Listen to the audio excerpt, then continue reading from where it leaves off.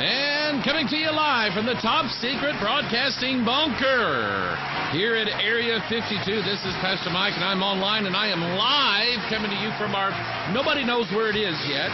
They haven't discovered the top secret broadcasting compound here at 1233 American Legion Drive, Festus, Missouri. Please don't tell the NSA, the CIA, or any of the other secretive alphabet groups that belong to the federal government or the New World Order or the Bilderbergs. I don't know why the Bilderbergs don't have their meeting here. I mean, I don't know why they don't. I mean, if they're looking for a secretive place to have a secret meeting with secret people to discuss secret ideas, there's no better place to come to than right here in our top secret broadcasting bunker. They could get away with it. Nobody would ever suspect what they were doing here. They just think, it's some goofy people at Bethel just having church. Anyway, glad to be with you today. We have found I'm going to talk about a lot of things today. Somebody asked me a question about apostles, not air apostles, but apostles. And I'm going to kind of go over that today. I got a couple news items. I want to talk about our homecoming coming up August let me check my calendar real quick. I always forget these. August 3rd, 4th, and 5th. That is just a few weeks away from today. I'm actually encouraged because I'm hearing people saying, hey, we're going to be there. And I'm excited about that, just to be able to meet some of the people that we hear from emails or get a phone call from them. And I just like to meet these people. And so it's an encouragement when people say, hey, I think we're going to try to be there. So we're looking forward to that. And one of the issues that we run into is how we're going to feed everybody. And we tried to do the 5 loaves and 2 fishes, and that didn't quite work out. So anyway, we were looking for maybe a caterer to help us out with the food for everybody. And one of the guys that goes to our church said, Pastor Mike, I found a solution. I know who can cater your homecoming this year. And so we're going to have the Mideast Market cater our homecoming this year. The best heroes in town, and they deliver. And that includes fries and a can of soda, and it's all halal. So be expecting the best of Islamic cuisine when you come to Bethel Church for our homecoming. Hope you know I'm just joking, by the way. There's an interesting picture going around the internet. WorldNetDaily has featured this, and a guy by the name of Jerome Corsi is sort of leading this. Now, I think that I saw Jerome Corsi at the conference that we had in Branson. I think I saw him because I looked at WorldNetDaily's site, and I saw this picture. The article was written by Jerome R. Corsi, and I'm looking at his picture on WorldNetDaily, and I'm going, I think that's the guy. And I had a little trouble identifying him. Now, I may be wrong, and I'm being dead serious. I may be wrong, but when he came to the conference, he had a little beanie on top of his head. The thing, the yarmulke or whatever, the thing the Jewish guys wear. I don't know if Jerome Corsi is Jewish. I don't know if he's Messianic Jewish. I don't know. But it's interesting that his picture on WorldNetDaily, they cut off the top of his head. But if it's the same guy I saw, he had a little beanie on top of his head. But he has written an article on WorldNetDaily, and there's a picture of Barack Hussein standing next to his mother, and I think that's probably, I don't know who that is, some guy in the background. I'm going to show you the picture here. And this is one of those things where you look at it and you have to find out what's wrong with this picture.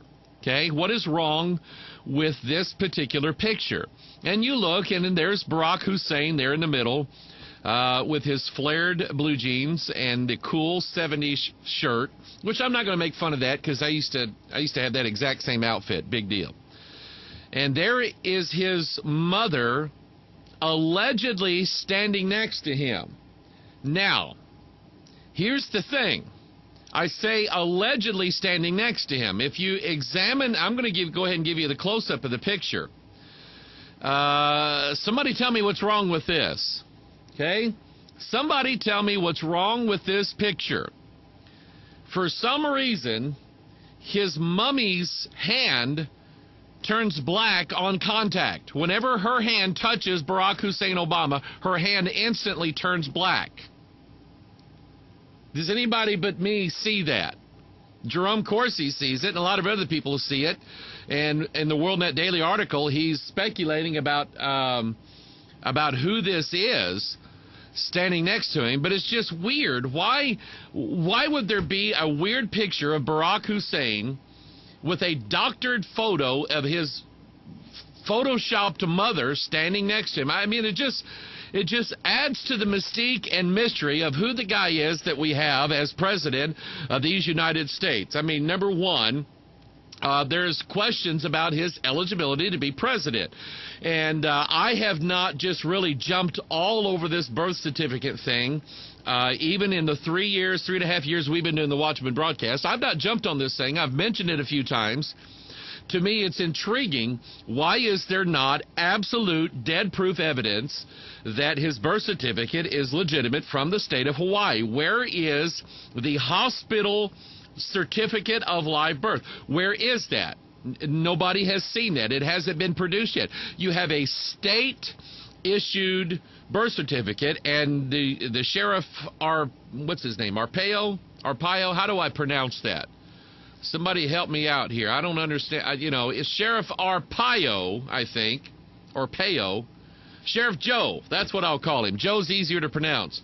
Sheriff Joe sends a team out to Hawaii, and they come back and they say, Hawaii is like the best place in the world to get a fake ID and to get a fake birth certificate.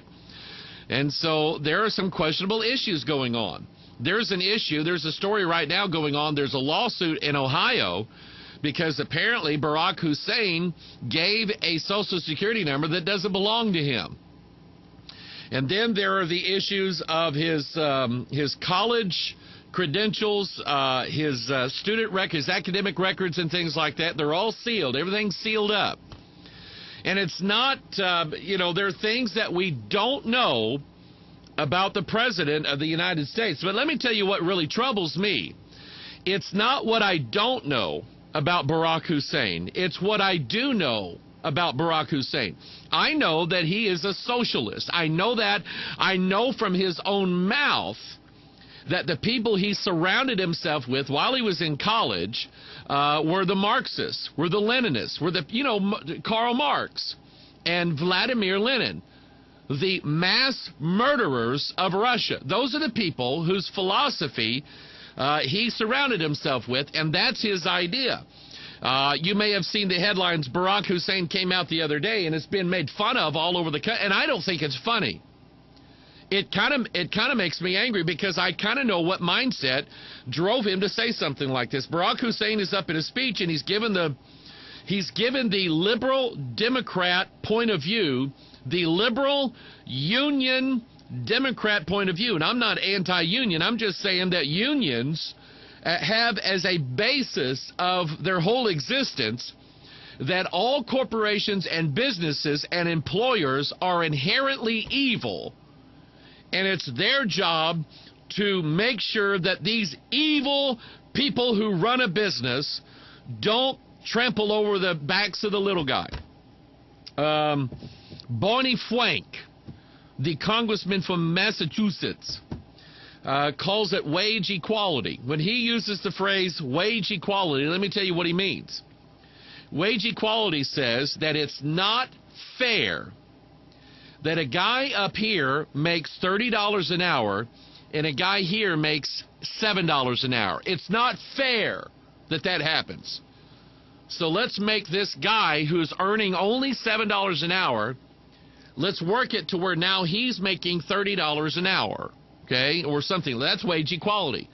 Barney Frank, except for what Barney Frank makes, thinks that everybody in America would be better if everybody made the exact same amount of money. That's what he stands on. So Barack Hussein is giving a speech, and the talk that he gives, it just sounds like it's the typical union liberal Democrat spiel about how evil corporations are.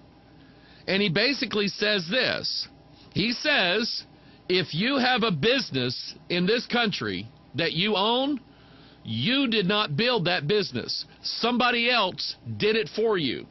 And here's what's at the bottom of this. It's the mentality from certain liberal black people that had this idea that America got wealthy on the backs of slaves. Okay, yes, there was slavery in some of the states of America. We dealt with that back in the mid-1800s. The war's over, for crying out loud.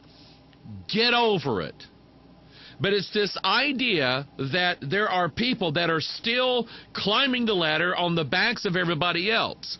There's this idea that goes around that basically says this: if you make $30 an hour, it's because you have stolen $23 an hour from somebody else.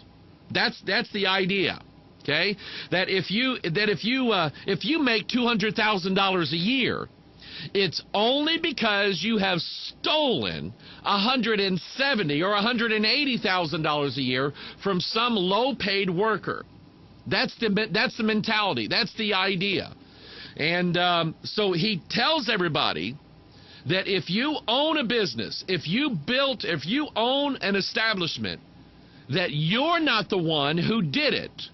You hired slave labor, paid them almost nothing, and they're the ones who built it for you. And I find that offensive. I find it offensive as an American. I find it offensive as a Christian. And as someone who has worked and had to learn how to work. I had to learn how to work.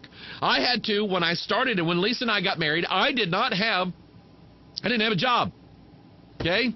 Right before we got married, I'd come home from Bible college, and I was going to be a lazy preacher. I've told this story. And I didn't have a decent job, and I had to go to work in construction, which I thought was so far beneath me. And God said, well, then I'm going to put you down on that level then. And that's exactly what God did. And I started out. When I started out at working for this guy, I didn't know anything about construction. I didn't know anything about drywall, painting, insulation, none of those things. I didn't know anything. And instead of starting me out at minimum wage, which back then was about $4 or $5 an hour, he started me out at $7 an hour, which was a lot more than I was worth, I can tell you that. This is 1987.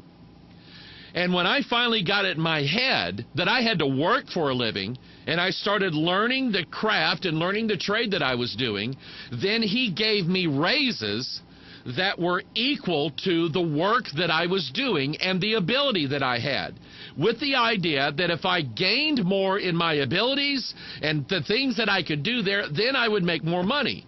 And I would see there would be drywall tapers. These are the guys that come in after the drywall's up and fill all the seams and stuff like that. Finishers, we call them. And those guys made more money than me. And I'm going, how come they make more money than me? Because they're tapers. Because they can do something that you can't do. And I went, oh, so if I want to make more money, then I should work harder at it and learn a skill, learn a different skill. That's exactly right. And that's how it's supposed to work. That's how it works in a free economy. And that is the incentive, people. It's the incentive to want to make yourself into a better person. And that is, if you don't like the money you're making, teach yourself a new skill, go back to college, go learn a trade, go work at something, go fail 45 times, and the 46th, I don't know why I came up with that number, that's chromosomes, by the way, and the 46th time, maybe you'll achieve something and you'll get more money. But they don't think that way. And if you're working a job and you're working 8 hours a day and you're getting paid for those 8 hours a day, and you're not getting any overtime, and you say, you know what, I want more money. I want more money, and the employer's not going to give you any more money because it's not there and you're not worth it in their eyes. Then what you do is you go out and you start your own business. And then you can have people pay you directly for what they were paying the guy you work for directly, and you can make all the money that